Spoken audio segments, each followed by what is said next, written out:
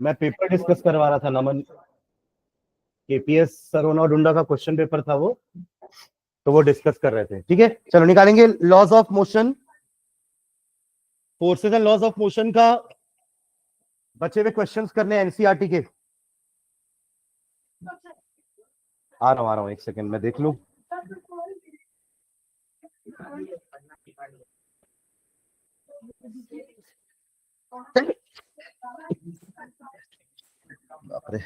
Sorry. हाँ चलो, question number 5 पढ़िए। अपन ने शायद batsman hits a cricket ball तक पढ़ लिया था ना। चलो क्वेश्चन नंबर 5 रीड करिए सभी। ट्रक वाला क्वेश्चन है। अरे हाँ है ना, हाँ रीड करिए क्वेश्चन ट्रक वाला।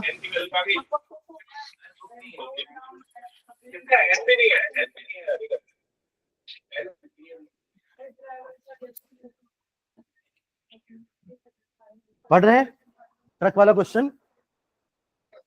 A truck starts from rest and rolls down a hill with a constant acceleration. It travels a distance of 400 meter in 20 seconds. Find its acceleration.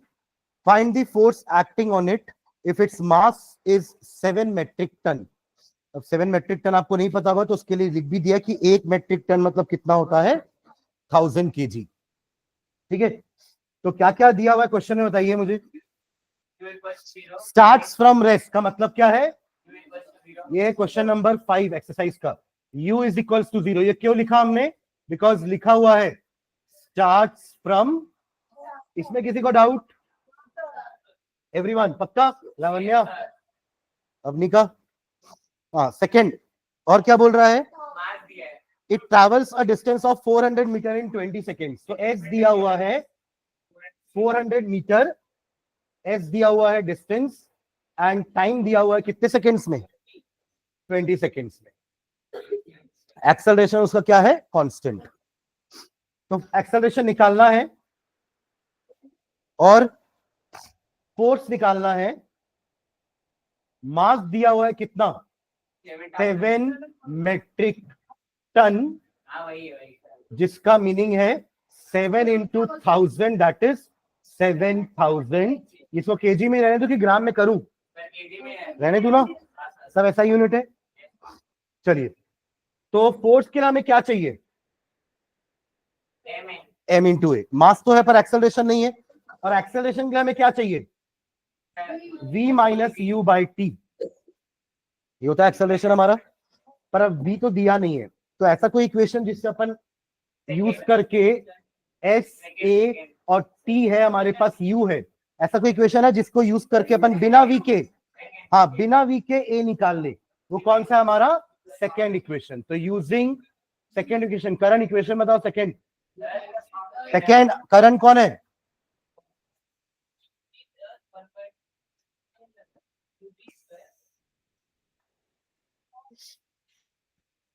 Suresh. अरे बाप रे,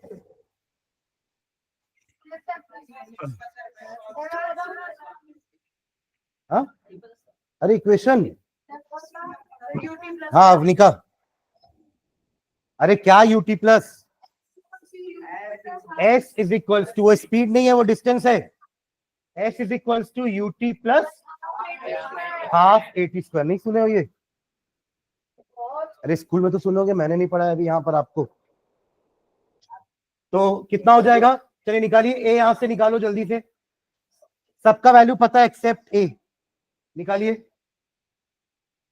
देखो एग्जाम में ना, फाइनल एग्जाम में इस टाइप के क्वेश्चन आएंगे जहां पे फोर्स का भी क्वेश्चन कवर हो गया और मोशन का भी क्वेश्चन कवर हो गया, सुन रहे हो। इक्वेशन चलिए बताइए, एक्सेलरेशन कितना आएगा, 400 आपका डिस्टेंस हो गया, u 0 है तो ये पूरा 0 हो जाएगा, प्लस हाफ a इंटू 20 का स्क्वायर। तो 400 इज इक्वल्स टू, ये कितना हो जाएगा, 20 का स्क्वायर कितना हो जाएगा, 400 a अपॉन 2। 4 किसका आ रहा है भाई, 2 आना चाहिए ना, किसी ने 4 बोला ना। एक्सेलरेशन आएगा 2 मीटर पर सेकेंड स्क्वायर। कोई डाउट? क्या हो गया साक्षी, रोशनी, है ना? सही है। अरे ये 0 है, ये 400/2 है और ये 400 है। 400 कैंसिल हो जाएगा, ऊपर है दोनों। नीचे क्या बचा हमारा? a/2 इज इक्वल्स टू 1 है, तो a इज इक्वल्स टू कितना आएगा? ठीक है। एंड लास्ट पार्ट, फोर्स कितना है? तो मास कितना हो गया? 7000 into 2, that will be 14,000 Newton. 14,000 Newton. अब देखो, क्योंकि ये फोर्स, ये एक्सेलरेट हो रही है ना गाड़ी, ट्रक क्या हो रही है? एक्सेलरेट हो रही है, इसलिए फोर्स भी क्या आया? पॉजिटिव। वरना हमने कुछ क्वेश्चन किए हैं क्लास में जिसमें फोर्स नेगेटिव भी आ रहा था, अगर आपको याद हो तो, है ना? वो कौन से क्वेश्चन थे? रिटार्डिंग वाले। ठीक है, वहां पे हमारा रेजिस्टिव फोर्स रहेगा, गाड़ी रुक रही है, बट यहां तो गाड़ी स्पीड पकड़ रही है ना। ठीक है, कोई डाउट इस क्वेश्चन में? जल्दी देखो एक बार वापस से। हाँ, जिनका हो गया नेक्स्ट पढ़िए आगे क्वेश्चन। क्वेश्चन नंबर, स्टोन वाला है क्या? आप पढ़िए जल्दी से। क्वेश्चन पढ़ के समझना जरूरी है, समझ रहे हो क्या? फिजिक्स के न्यूमेरिकल तभी सॉल्व होंगे जब आपको क्वेश्चन समझ में आएगा। Question number 6, question number 6 read करिए सभी, ऑनलाइन भी जो है वो भी। साक्षी, नमन,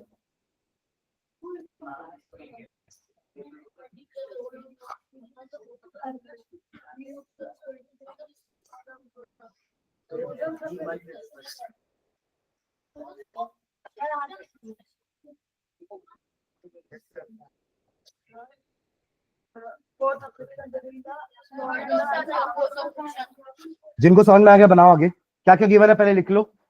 मास गिवन है और इनिशियल वेलोसिटी कितनी दी हुई है, और final velocity, because comes to rest लिखा है क्या, है ना? कम्स टू रेस्ट लिखा है, यानी कि फाइनल वेलोसिटी 0। और क्या है?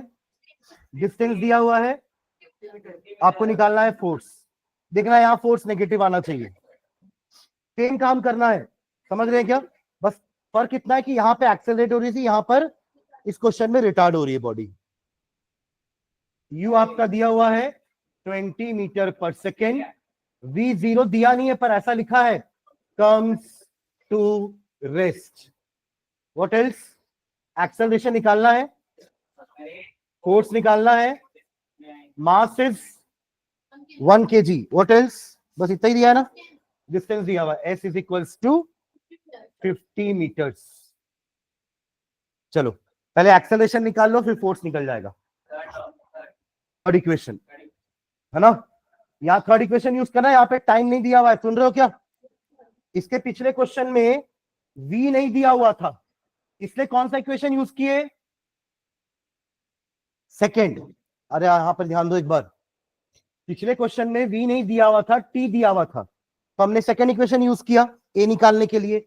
और इस क्वेश्चन में t नहीं दिया हुआ है, v दिया हुआ है, तो कौन सा इक्वेशन यूज करेंगे? Third equation. क्या है? v square minus u square is equals to 2as। निकालो यहां से a कितना आ रहा है, और फिर फोर्स कितना आ रहा है बता देना मुझे। आना चाहिए, रिटार्डेशन हो रहा है क्योंकि। Final answer. और ये कितना है? ये भी -4 ही हो रहा होगा, फिर -4 मीटर पर सेकेंड स्क्वायर, और ये 1 इंटू -4 विल बी -4 न्यूटन। सीधा ऐसा नहीं लिखोगे ना, इसको सॉल्व करना है आप लोग को, सुन रहे हो क्या?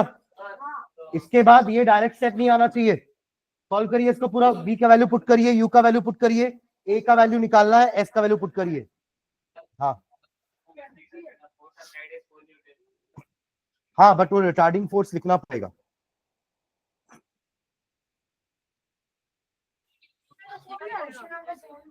हाँ हाँ, लिख देना, बस माइनस साइन क्यों लगाया उसका रीजन बस लिख देंगे कि it is a kind of retarding force या रेजिस्टिव फोर्स। क्या वैगन? वो अरे ट्रेन के पीछे जो डब्बे होते हैं उसको वैगन बोलते हैं। इंजन और वैगन ना, इंजन लिखा तो इंजन किसको खींचता है?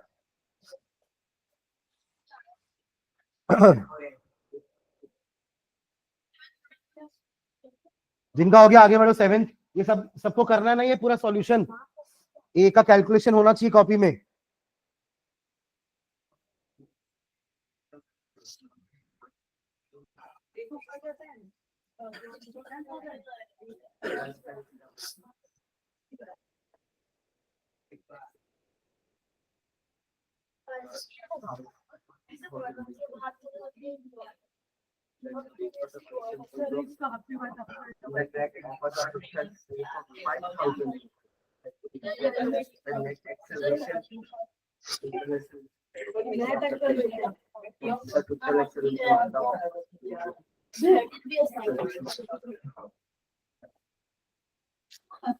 वैल्यू पुट करो।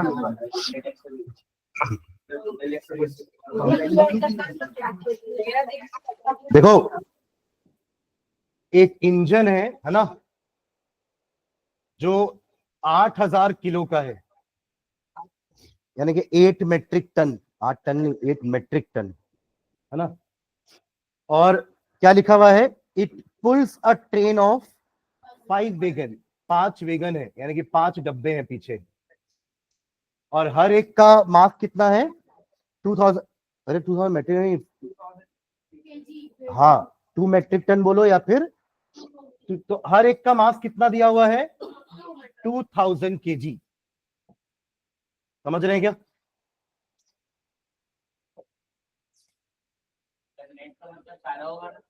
नेट का मतलब टोटल, ये भी 2000 किलो का है, ये भी 2000 किलो का है, ये भी 2000 किलो का है, ये भी 2000 किलो का है, और ये भी 2000 किलो का है। समझ गए क्या?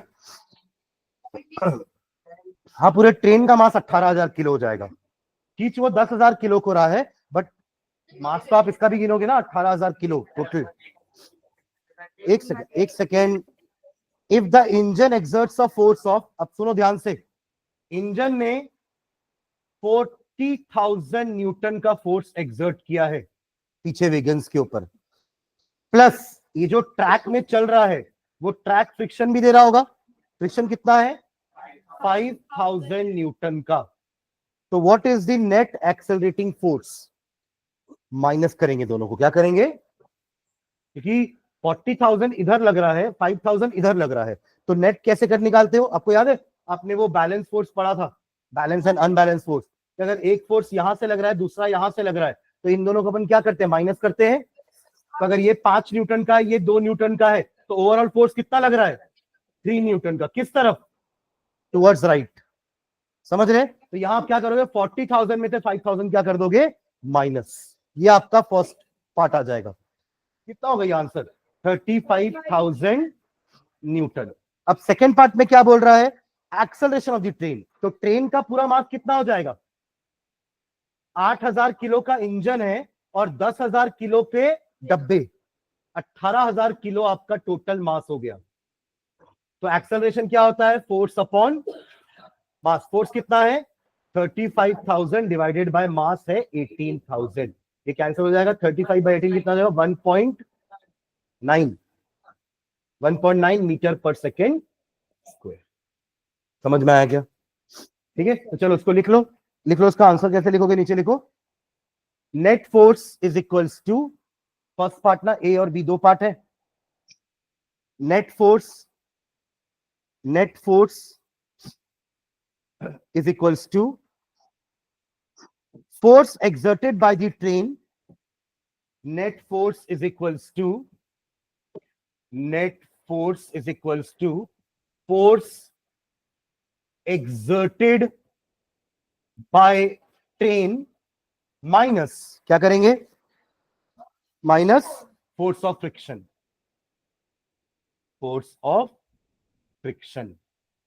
समझ में आए? तो 40,000 माइनस 5,000 इज 35,000 न्यूटन। ये फर्स्ट पार्ट का आंसर हो गया। ठीक है, पार्ट ए है ना। पार्ट बी में हमें तो एक्सेलरेशन निकालनी है, तो एक्सेलरेशन के लिए अपन को फोर्स और मास लिखना पड़ेगा। तो नीचे लिख लेना, total mass of the train, total mass of the train कितना हो जाएगा 8,000 plus 2 into, sorry 5 into 2,000, 5 into 2000, 18,000 kg। Clear है? तो फोर्स आपको पता है, नेट फोर्स इज, ऊपर निकाल चुके अपन फर्स्ट पार्ट में, 35,000 Newton. Therefore acceleration will be F by m। 35,000 divided by 18,000 is 1.94 meter per second square। 1.94 meter per second square।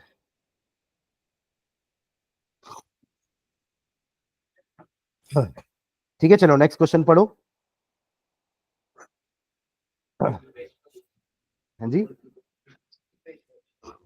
क्या बेस क्वेश्चन है? क्वेश्चन नंबर, ऑटोमोबाइल व्हीकल वाला क्वेश्चन नहीं है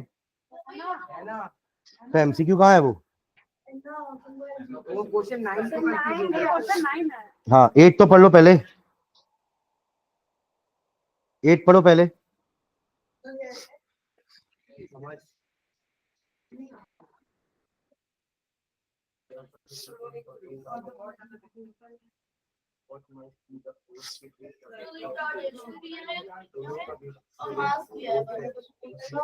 question number 8 पढ़े। An automobile vehicle has a mass of 1500 kg. What must be the force between the vehicle and the road if the vehicle is to be stopped with a negative acceleration of, बस multiply तो करना और कुछ है ही नहीं। Yes और no?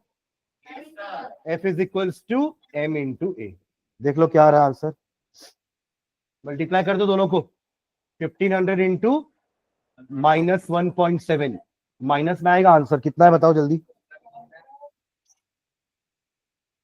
फिर से चेक कर। 2250 की 2550, सबने अलग अलग प्लस माइनस मल्टीप्लिकेशन पढ़ा है क्या बचपन में?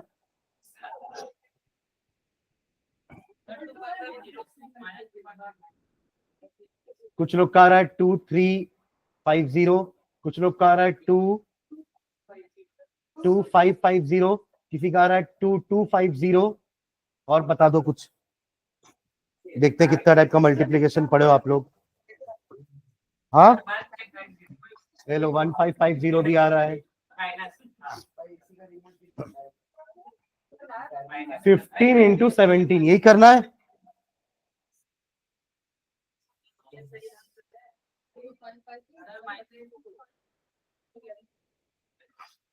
फाइव 552।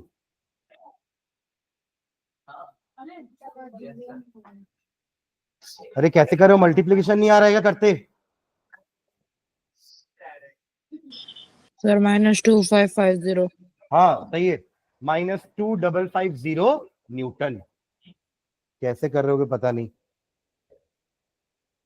मल्टीप्लिकेशन नहीं बढ़ रहा है, फिर ये मैं क्या एक्सपेक्ट करूं आप लोगों से सब। चलो नेक्स्ट क्वेश्चन पढ़ो, क्वेश्चन नंबर 9। हाँ, कोई कुछ बोला? हाँ बताओ ना, तो फॉर्मूला बेस्ड है, मोमेंटम का फॉर्मूला क्या होता है? m into V. तो कौन सा ऑप्शन हो जाएगा? डी, है ना, डी, m इंटू वी। ठीक है, नेक्स्ट क्वेश्चन देखो। कौन सा क्वेश्चन है बताओ? हाँ क्वेश्चन पढ़ो ना, एक लाइन। यूजिंग अ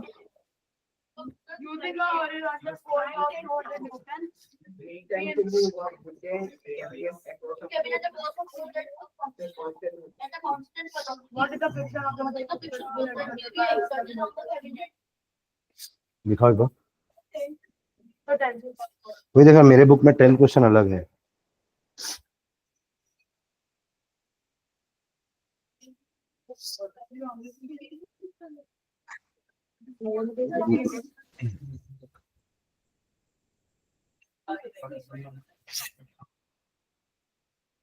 किसी की बुक में ये क्वेश्चन है क्या 10th वाला? 2 objects each of mass 1.5 kg। नहीं सर। ये पुराने को क्या पुरानी बुक है क्या?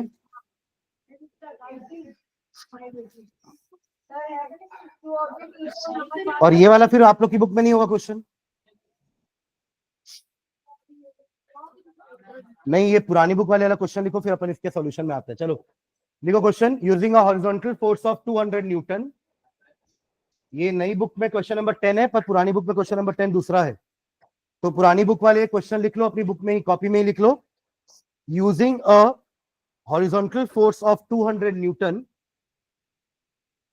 पुरानी बुक में दिया है, सब बुक में दिया है क्वेश्चन। हाँ 200 न्यूटन ही तो है, उतना ही क्वेश्चन दिया है। तो फिर नई बुक में कम दिया होगा क्वेश्चन। नई बुक दिखाओ मेरे को, ये वाली पुरानी बुक है।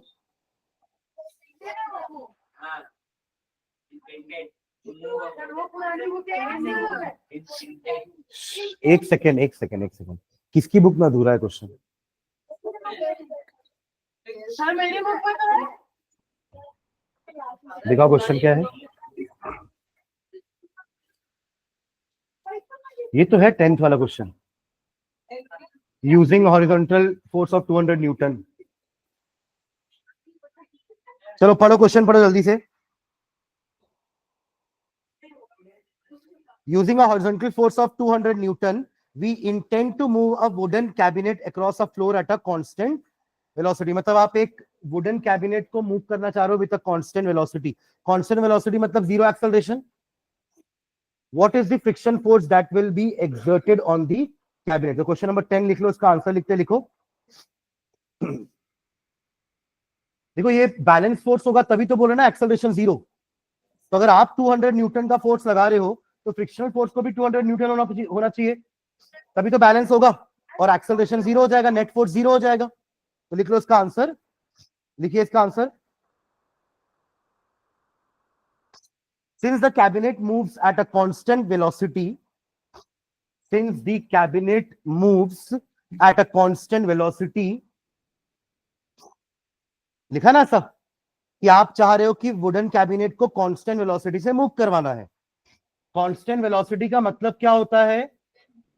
Acceleration zero. कांस्टेंट वेलोसिटी का मतलब होता है एक्सेलरेशन जीरो। तो since the cabinet moves at constant velocity, it's acceleration is zero, it's acceleration is zero.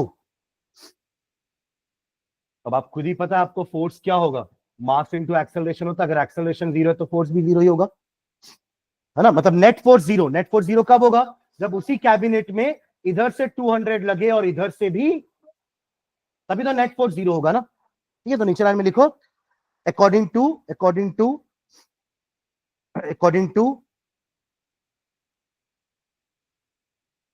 Newton's first law, the net force acting on the cabinet is zero. The net force acting on the cabinet is zero. ऐसे करके दिखा देना उसको, F is equals to m into a.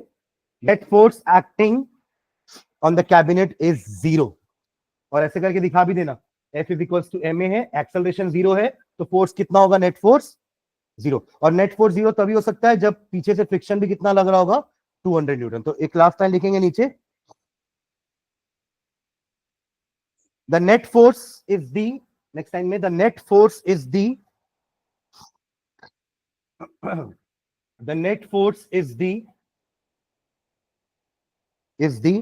sum of applied force. Net force is the sum of applied force and frictional force. तो net force zero है, applied force 200 Newton है, तो frictional force कितना हो जाएगा? वो भी 200, बस साइन अपोजिट हो जाएगा। Therefore frictional force is equals to zero नहीं, -200 न्यूटन। अरे नेट फोर्स जीरो है। नेट फोर्स जीरो तभी होगा ना जब उस वुडन कैबिनेट में इधर से आपने लगाया 200 न्यूटन और इधर से फ्रिक्शनल फोर्स भी 200 न्यूटन है, तभी तो नेट फोर्स जीरो होगा। और ये कांस्टेंट वेलोसिटी से चलता जाएगा, क्योंकि फर्स्ट लॉ यही बोलता है कि अगर नेट फोर्स इज 0, जो बॉडी रेस्ट पे वो रेस्ट पे रहेगी, जो बॉडी मोशन में वो यूनिफॉर्म मोशन में ही रहेगी। समझ गए क्या?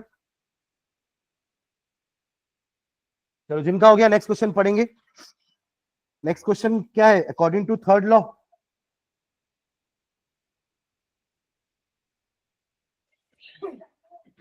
अरे वही है कि नहीं?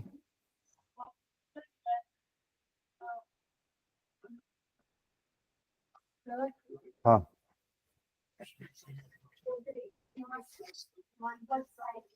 हाँ, वो पुरानी बुक है, नई बुक किसके पास है? हाँ, उसमें क्वेश्चन नंबर 11 क्या है? According to third law of motion. ये बुक में, ये पुरानी बुक में भी वाला क्वेश्चन होगा, है ना? हाँ, पढ़ें question. According to third law of motion, when we push on an object, the object push back on us. होता है ना ऐसा? हमने बहुत एग्जांपल लिखे कि अपन जमीन में चल रहे तो हम जमीन को पीछे पुश कर रहे हैं, जमीन हमें आगे पुश कर रही है। हमने स्विमिंग का एग्जांपल देखा कि हम पानी को पीछे पुश कर रहे हैं, पानी हमें आगे पुश कर रहा है, मतलब equal and opposite forces acting, है ना? रिएक्शन रिएक्शन, ठीक है। तो if the object is a massive truck parked along the roads, क्या कर रहे हो आप लोग? क्वेश्चन पढ़ने बोला हूं ना। If the object is a massive truck parked along the roadside, it will probably not move. जाहिर सी बात, अगर आप पीछे से धक्का दोगे ट्रक को, क्योंकि इसका मास बहुत ज्यादा है, तो वो मूव नहीं हो पाएगी। A student justify this by answering that the two opposite and equal forces cancel each other. ये वैसा वाला नहीं है ना कि एक ही ऑब्जेक्ट पर दो फोर्सेस लग रहे हो। ये कैंसल तभी होते हैं जब एक ही ऑब्जेक्ट पर दो अपोजिट फोर्सेस लग रहे हो, तब वो कैंसल होते हैं। बट एक्शन रिएक्शन दो अलग अलग बॉडीज में लगता है। हमने एक्शन लगाया फ्लोर पे, फ्लोर ने रिएक्शन दिया हमारी बॉडी पे, तो एक्शन एक बॉडी पे लगता है, रिएक्शन, तो ये कैंसल आउट ईच अदर नहीं होते हैं। आप समझ रहे हो मैं क्या बोल रहा हूं? They are equal and opposite but they do not cancel out each other, क्योंकि ये एक ही बॉडी पर दो फोर्स नहीं लग रहे हैं, दो अलग अलग बॉडी पे एक्शन रिएक्शन हो रहा है, भले उनका मैग्नीट्यूड सेम है बट डायरेक्शन अलग अलग है। समझ रहे हैं क्या? तो ये गलत बोल रहा है। A student justifies this by answering that the two opposite forces cancel each other. Comment on this logic and explain why the truck does not move. Truck नहीं हुआ बिकॉज फ्रिक्शन बहुत ज्यादा है। उसका स्टैटिक फ्रिक्शन क्या है? बहुत, because उसका मास बहुत ज्यादा है। समझ रहे हैं क्या? चलो लिखो इसका answer. Action and reaction do not act on the same body. आप एक्शन रिएक्शन को बैलेंस फोर्स से कंफ्यूज मत करना, बता रहा हूं ना, सुन रहे हैं? बैलेंस फोर्स एक ही बॉडी पर लगने वाला दो अपोजिट डायरेक्शन का इक्वल फोर्सेस होता है, बट एक्शन रिएक्शन दो अलग अलग बॉडी पर इक्वल एंड अपोजिट फोर्सेस लगते हैं। हाँ, तो action and reaction do not act on the same body. Action and reaction do not act on the same body. यहां बता पाओगे एक्शन कहां हो रहा है? ट्रक पे। आप ट्रक को धक्का दे रहे हो तो एक्शन वो हुआ, बदले में ट्रक आपको धक्का देगा तो वो रिएक्शन होगा। ठीक है, तो इक्वल अपोजिट फोर्सेस लग रहे हैं but not on the same body. Action is on truck, reaction is on जो पर्सन उसको पुश कर रहा होगा। हाँ, तो action and reaction do not act on the same body, full stop. The force which is applied on the truck, the force which is applied on the truck, the force which is applied on the truck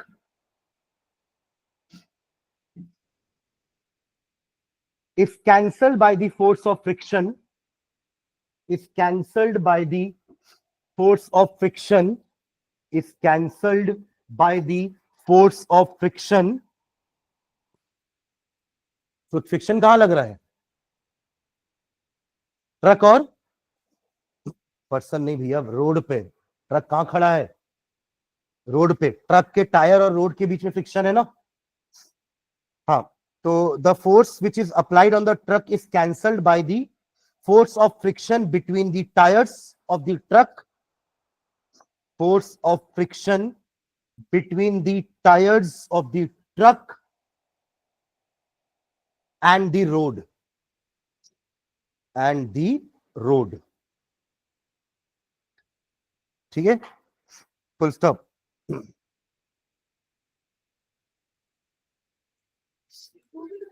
ठीक है ना, चलो आगे बढ़ो, next question. Hockey ball वाला question है नई book में भी, पढ़िए हॉकी बॉल वाला question. A hockey ball of mass 200 gram traveling at 10 meter per second is struck by a hockey stick so as to return it along its original path with a velocity of 5 meter per second. Calculate the change of momentum occurred in the motion of the hockey ball by the force applied by the hockey stick. हाँ, पहले कितना आएगा पहले देखो, hockey ball का मास कितना दिया है, ये हॉकी बॉल वाला क्वेश्चन है ना, क्वेश्चन नंबर देख लेना आपकी बुक में क्या है।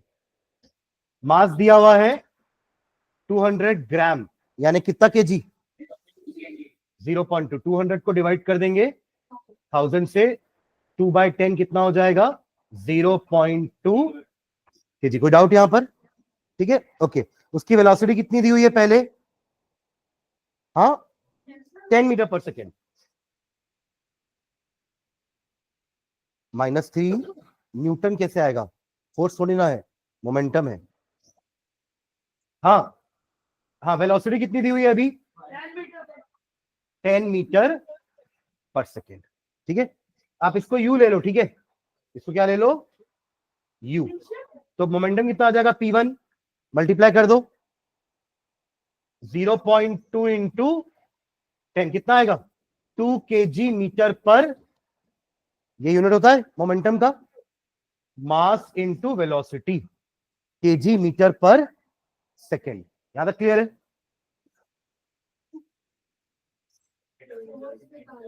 ठीक है, आगे बढ़े। अभी देखो, अभी पहला केस ऐसा था कि बॉल का डायरेक्शन ऐसा था, अब हॉकी स्टिक ने उसको रोका, अब उसको अपोजिट डायरेक्शन में मारेगा, तो अब वेलोसिटी का डायरेक्शन चेंज हो जाएगा, समझ रहे हैं क्या। तो अब अगला लिखो, नेक्स्ट, मास तो उतना ही रहेगा, है ना, तो नया फाइनल मोमेंटम निकालेंगे, P2 फाइनल मोमेंटम, मास कितना है 0.2 और वेलोसिटी कितनी है 5 है ना, तो इसको ले लेना -5। समझ गए -5 क्यों लिए, अगर आप उसको 10 लियो तो उसको -5 लेना पड़ेगा, या उसको -10 लेते तो उसको +5, डायरेक्शन अपोजिट है ना, तो -5, ये इतना आएगा answer, -1 kg metre per second, ठीक है। कैसे, हाँ वही चीज है, वही चीज है। तो चेंज इन मोमेंटम कितना हो जाएगा, डेल पी, यानी कि change in momentum final minus initial, -1 -2 कितना आएगा, -3 kg metre per second, -3 kg metre per second, ठीक है। आपने इस वेलोसिटी को प्लस लिया है और इस वेलोसिटी को माइनस, आपका फाइनल आंसर नेगेटिव ही आ रहा है। इसका मतलब क्या हुआ, मोमेंटम का डायरेक्शन अपोजिट है ना, होना भी चाहिए। देखो पहले बॉल इधर आ रही थी, अब बॉल उधर जा रही है, तो नेगेटिव आना चाहिए, है ना, ठीक है। तो एक लाइन नीचे लिख लो, the negative sign represents, the negative sign represents the negative sign represents that the force is acting, the negative sign represents that the force is acting on the left direction। आप लोग ऐसा बना लेना अपने book में, है ना, copy में, राइट वाला हमने पॉजिटिव लिया था वेलोसिटी और लेफ्ट वाली हमने नेगेटिव ली थी, तो फाइनली आंसर हमारा नेगेटिव में आ रहा है, चेंज इन मोमेंटम। तो this shows that the force is acting on the left direction, ठीक है। तो ये बना लेना, इतना बस, इतना बना लेना बस, ठीक है। न्यू बुक में और कितने क्वेश्चन बचे, ये न्यू बुक के अकॉर्डिंग कौन सा क्वेश्चन था ये, ओके 17 है ना। चलो नेक्स्ट 5 क्वेश्चन पर नेक्स्ट क्लास में करते हैं ना, और नेक्स्ट क्लास में मैं टिश्यू चैप्टर चालू भी कर दूंगा ना, फर्स्ट हाफ एन आवर में ये हो जाएगा, उसके बाद हम टिश्यू चैप्टर चालू करेंगे, हाफ एयरली का